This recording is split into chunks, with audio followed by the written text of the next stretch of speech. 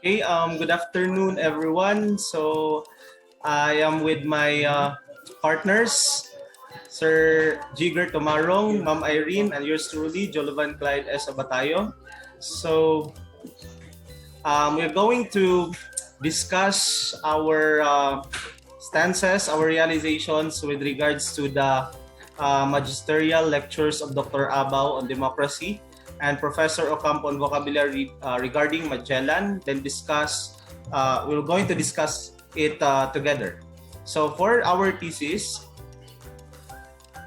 the lecture clearly emphasizes the significance of reliable storytelling and documentation of history to achieve harmony and development. Now, for my main point, the past can shape the future. That's why it needs to be clarified so it won't complicate the situation of the next generation. So how about you, Ma'am Irene? Do you have your main point? Yes, Sir Jolo. When the Philippines became the first independent democratic country in Asia, the U.S. granted independence to the Philippines in keeping with its promise of self-determination for the islands after the period of Commonwealth administration. The political system was modeled on that of the United States, where the Constitution required the armed forces to uphold civilian supremacy. How about you, Sir Jigger? My main point is for democracy to succeed, ideals and practices should be aligned. Wow, good main points. Now, let's have our valid objection to the main points that we have enunciated. Now, for my valid objection, others would prefer to believe on one historical information which tolerates them to dwell in that given perspective. How about you, Ma'am Irene? Sir Jolo, I prepared for counter example on our democracy, a Philippine democracy. When Magsaysay became the president in 1953, he decided to use the military in government, while Marcos, who instituted martial law in 1972, and then perpetuated this abrogation of democracy, and it was only the end of her term of the office in 1992 at that Corazon Aquino was able to claim that she had restored democracy in the Philippines. How about you, Sir Jigger?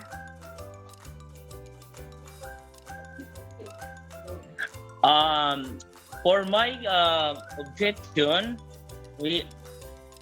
my objection is many love the ideals about democracy, but only you practice or live its ideals in reality. Okay, let's move on to our own answer to the objections that we have provided. Now, for my own answer to the objection, believing easily on one historical information without further exploration is a manifestation of prejudice. How about you, Ma'am Irene? Thank you, Sir Jolo. For my answer of my objection, when Ferdinand Marcos was elected president in the Republic in way back 1965, he believed that in a developing country where the military not occupied with external threats, it should assist in developing the country, and he used the military in civic action programs to enhance his chances of being re-elected. As we all know that President Marcos elected second term in his office. How about this, Sir Jigger?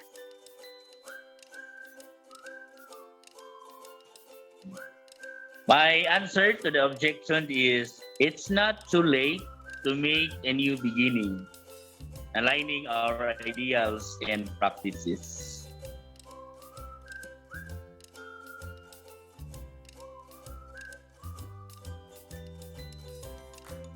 You're muted, Sir Jolo. Okay, sorry. So now let's have our insights. Now for my insight, I strongly believe that there is partiality in the beliefs of some Filipinos about the past. That's why we have to do further exploration or examination about our history to achieve real freedom. How about you, Ma'am Irene? Democracy is a government by discussion. To quote this with an Indian economist, Amartya Sen. It characterized by public dialogue and interaction. The vibrancy of democracy in the Philippines largely on the quality of the dialogue and interaction, no?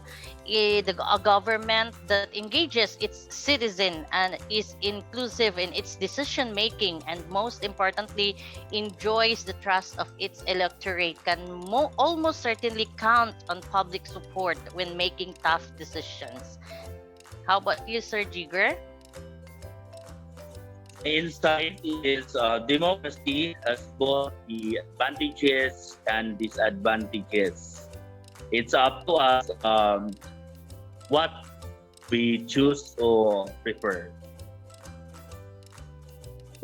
Okay, so let's move on to our conclusion. So absolutely, the lecture aims to enlighten us about the need of there's a need of accurate historical narration and documentation in achieving real success for our country.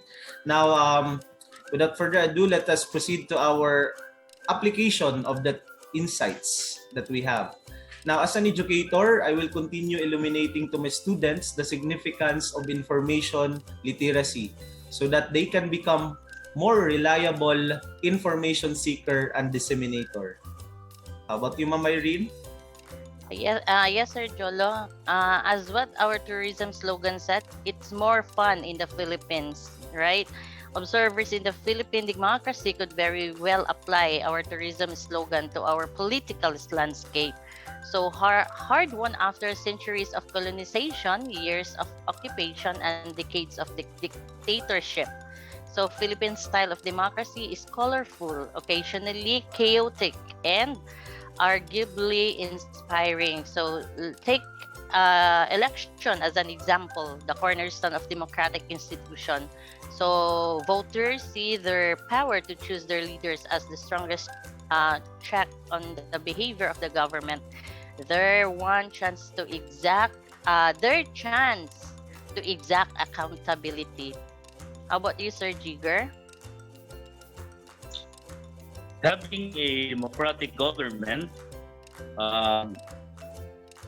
means that we as citizens must think not only of our rights, also of our responsibility to our country as well. All, ma'am and sir. Okay, so great realizations and reflections. Thank you so much, everyone. So God bless us all. God bless us all too, Thank you, Sir Sir Jolo. Jolo. Thank you, Ma'am Irene. Ma'am Irene, you Thank have a you, very Sir nice Jigger. office, oh.